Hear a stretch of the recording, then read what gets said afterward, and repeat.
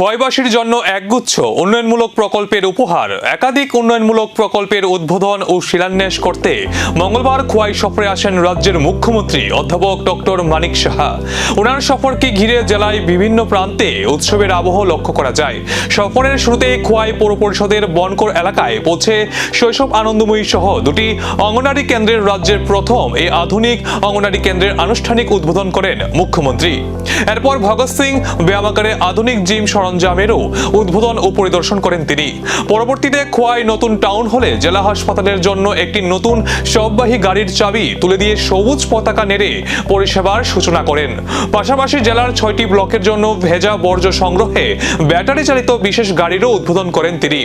মূল অনুষ্ঠানের সমাজ কল্যাণ ও সমাজ শিক্ষা দপ্তরের নতুন জেলার অফিস ভবন, খোয়াই সরকারি দ্বাদশ শ্রেণী বিদ্যালয়ের নতুন ভবন, দুটি আধুনিক পিঙ্ক টয়লেট এবং জেলার 860টি অঙ্গনওয়াড়ি কেন্দ্রের জন্য জল সংরক্ষণ ড্রাম সহ একাধিক উন্নয়নমূলক প্রকল্পের উদ্বোধন ও শিলান্যাস করেন মুখ্যমন্ত্রী।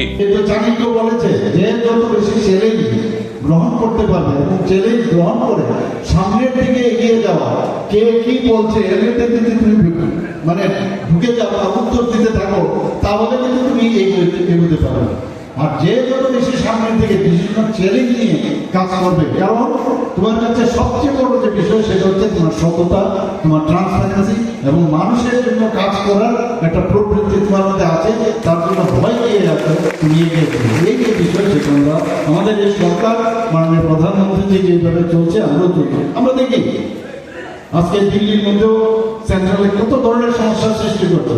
আমি জানি এগুলো কাছে কাছে কিছু হবে এবং শেষ পর্যন্ত কি হয়, ইলেকশনের রেজাল্ট যখন বেরোয় ওই 100 নিচেই থাকে, আর পড়ে যায় না, বরং আরো আস্তে আস্তে করে নেমে যাচ্ছে। আর এদিকে আগে কিন্তু এতে কোথায় কি হবে আমার জানা নেই।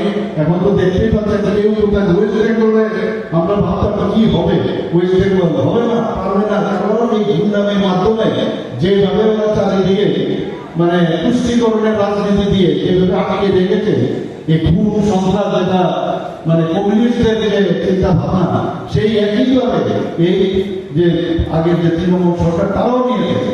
আর সময় কথা বলে আজকে পশ্চিমবাংলায় আমি যখন বিভিন্ন জায়গায় আমি যখন ক্যাম্পেইনে আমি গেছিলাম। রাজ্যের প্রথম এআই অঙ্গনারী কেন্দ্র চালু হওয়ার পর এবার এই প্রযুক্তি নির্ভর উদ্যোগ কতটা সফল হয় এবং জেলার উন্নয়নে নতুন প্রকল্পগুলির বাস্তব প্রভাব কত দ্রুত দেখা যায় সেদিকে এখন নজর।